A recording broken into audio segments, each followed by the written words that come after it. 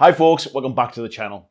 Today I have a review of Highlander the Board Game by Riverhorse. This is a game for 2 to 6 players and is based around the cult classic 1986 movie starring Christopher Lambert, Sean Connery and Clancy Brown. The aim of the game, much like the movie, is to be the last immortal left standing and to claim the prize. You do this by encountering lesser immortals, by spending some time to upgrade your abilities, or by maybe picking up some impressive weapons along the way, all with the end game of getting into the arena and beheading your fellow immortals. Now the game starts by each player rolling the cunning dice for their immortal. You can see here that Connor McLeod has the red 4-sided dice, so you would roll that and whatever the result is would indicate what initiative token you would take. Then when it comes to the first phase, whoever has the highest initiative goes first and comes down in descending order. If, however, during that roll, 2 or more of you get the same result, you will end up in the arena. Now there are some mechanics that allow you to re-roll your dice or even upgrade your dice, and these are the quickening tokens. Now you start the game with 2 quickening tokens unless your specific character allows you to take more.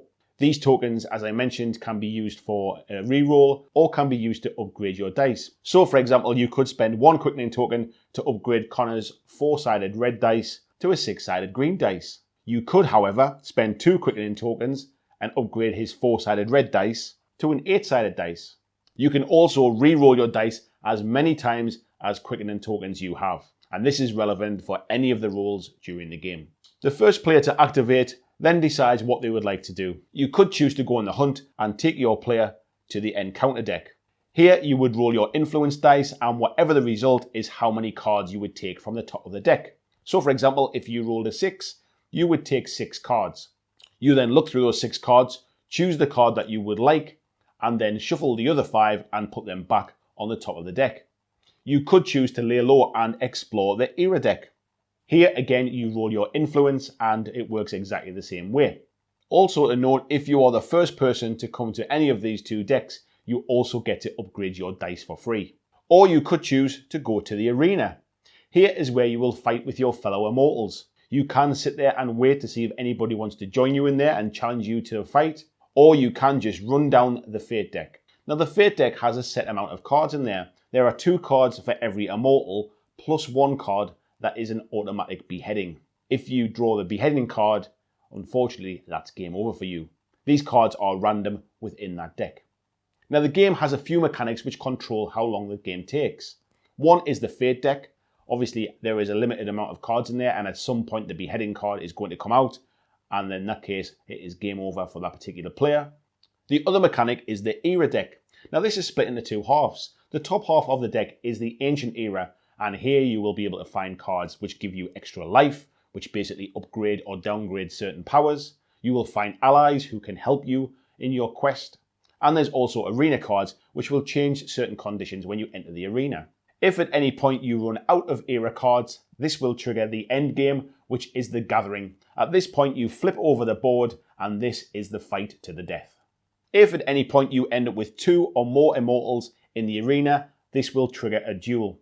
Players will roll off their power stats against each other, trying to have the higher result. Again, you can use your quickening tokens to either upgrade your dice or to give you re-rolls. However, there is quite a good mechanic that whoever is currently winning the roll-off gets to choose first if they want to sit on their current result or to re-roll their dice. If they choose to pass and stay where they are, they then can't go and re-roll again if their opponent rolls higher in subsequent rolls. And once there is only 1 person left, as we all know there can be only 1, that person is declared the winner. And that essentially, folks, is the game. It is a dice and card game which just happens to have some miniatures as tokens. Now the miniatures themselves are really nice sculpt, and they certainly bring something to the game.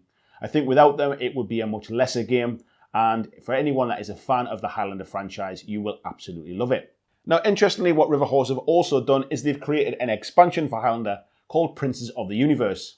This introduces 7 new characters, some of which are already in the original game, but show them with different statistics from a different point in their lifetime. It also introduces 55 new cards which bring in some new tactics to these particular decks. So overall, what do I think of the game? Let me start with the plus points.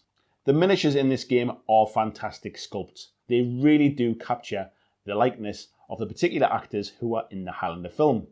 One notable exception is the Juan Sanchez Villalobos Ramirez character played in the movie by Sean Connery. I can only assume that Mr. Connery did not want his likeness used in this particular game, and so neither the miniature nor the artwork on the card is of Sean Connery. This is a little bit disappointing, however completely understandable. The quality of the cards and the player cards is great, and the film stills that are on these cards are a really nice addition and really do make the theme of Highlander come over. If you're a big Highlander fan, you'll appreciate the effort that's gone into making this theme. So for example, if you go to the encounters, you are fighting those lesser immortals, basically trying to win quickening tokens which make you stronger and give you the ability to take some weapons. If you decide to lay low for a while, you hide out through the ages. Here you basically gain new skills and abilities, and this is where you can really sort of buff up your character to get you ready for the gathering. If you go to the arena, you better be ready for the fight, because if you go in there unprepared, then the chances are you're going to lose your head. The weapons are also excellently themed and show all of the iconic swords that you will see in the movie. I also like the way the game is packaged. River Horse haven't gone overboard and had a huge box just for shelf presence and then have lots of empty space inside. Every piece of space inside that box is used and everything goes back in very nicely.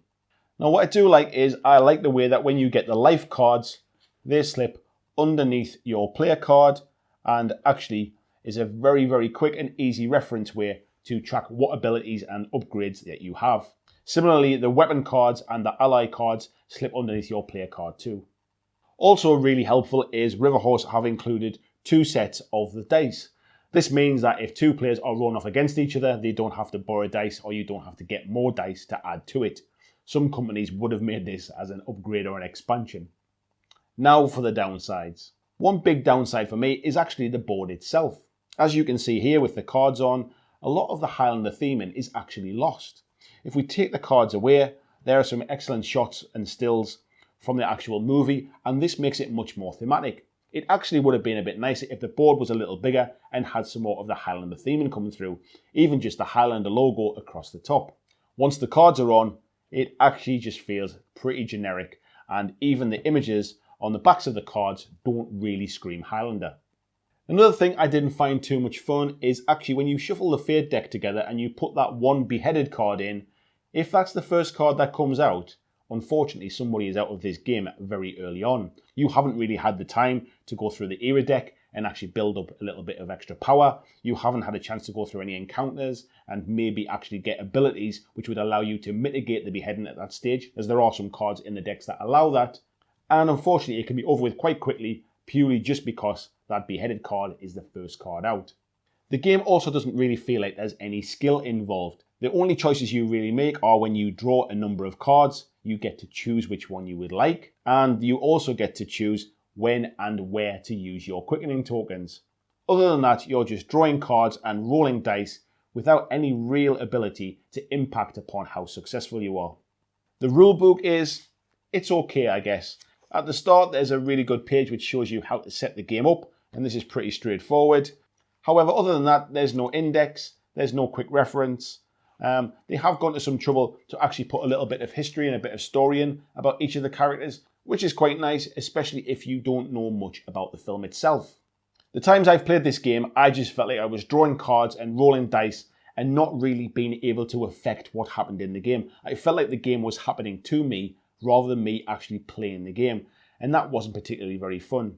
The people I played with weren't familiar with the Highlander license, and so the theming and the artwork was really lost on them, and this didn't really help. I think if you're a Highlander fan, you will certainly appreciate the effort that's gone into it, and the Highlander theme definitely comes through. However, the game itself isn't really that much fun. So, is this something I'd recommend that you pick up?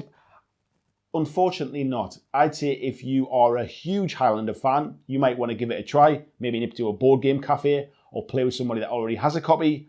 However, if you're not a Highlander fan, I'd say give this one a miss. So then folks, what do you think? Are you a huge Highlander fan and will pick this up regardless? Did you back at a Kickstarter and really enjoy it and completely disagree with my review? I'd love to know what you think down in the comments. Thanks for watching, and I'll see you in the next video.